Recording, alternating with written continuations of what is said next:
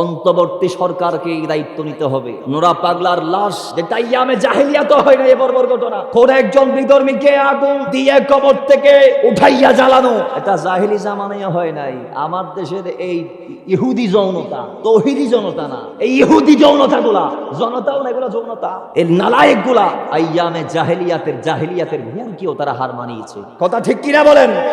আল্লাহ বোঝার তৌফিক দান করুন। মাথায় রাখবেন, একটি ফামাইয়া আমালি মিসকালা যাররাতিন খায়রান ইয়ারা ওয়া মান ইয়ামাল মিসকালা যাররাতিন শাররান ইয়ারা।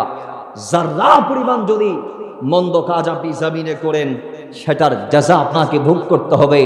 যারা পরিমাণ ভালো কাজ করলে সেটার সুফল আপনি সেদিন পাবেন, যেদিন ইয়াউমা ইয়াফিদুল মারউ মিন আখিহি ওয়া উম্মিহি ওয়া আবিহি ওয়া সাহিবাতিহি ওয়া বানিহি।